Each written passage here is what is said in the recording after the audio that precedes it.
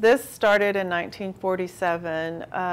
The local farmers had a couple of really bad years, no crops, and then in 1947 they were having a very plentiful crop, and so they decided they were going to close the shops down, and they were just going to celebrate. They decided they were going to have a Harvest Festival Queen. Miss Glenna Curtis, at that time Miss Glenna Winston Curtis, she won the Harvest Festival Queen. She got to go on a trip to New York and met some famous people.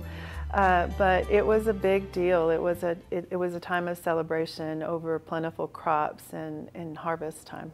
76 years later, and they're celebrating again in Coleman Park, October 5th, 6th, and 7th. 3 days of fun, the parade downtown, all kinds of food, and a new wrinkle this year for the crowning of the Harvest Festival Queen. There is something special about our pageant and talent show. It's always been celebrated at the middle school auditorium, and it's currently being torn down right now, so we're going to celebrate this at the new high school gym. We're looking forward to it for a new phase in our Harvest Festival pageant and talent show. We have 6 candidates, and they're all running and competing for the crown, and so that's exciting too. It's exciting every year to have a new candidate win and be crowned as the queen. Make plans to head to Brownfield in October. For Our Town Brownfield, I'm Kurt Kaiser. Dick Brownfield was a rancher, a bank cashier, an automobile dealer. His ranch house now serves as a link to the past. The things that we have are actually housed in Mr. Brownfield's house.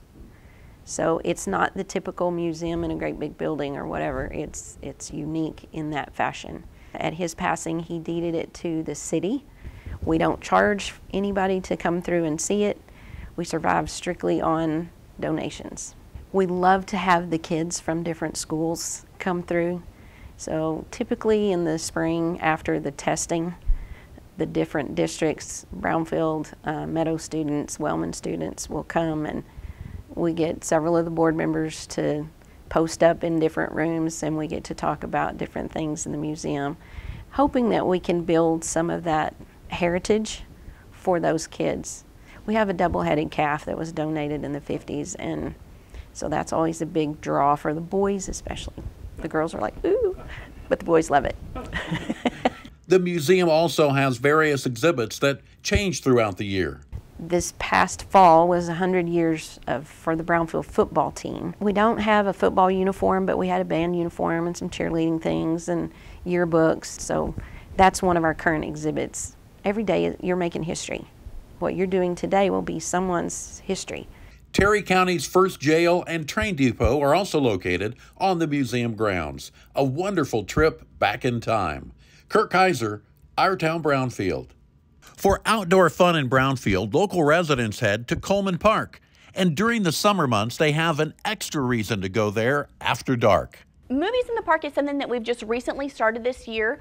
We've done it a few times, and we'll have one more in August on the 19th.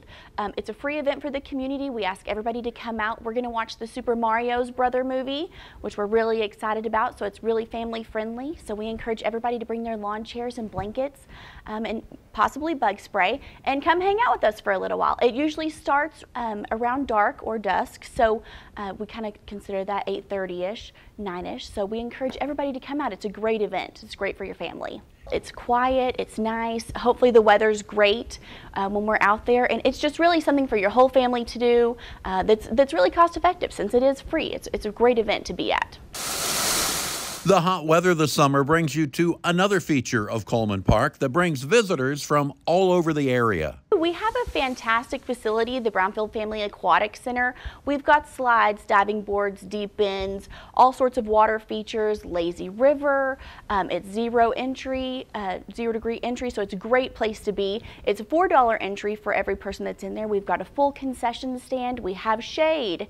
It's a great place to be. It's usually so packed. We appreciate that, and we do have people travel from surrounding communities to come and utilize the pool. And we have a lot of things to attract people to Brownfield. We've got something as far as like tasting rooms, wineries. We have great restaurants.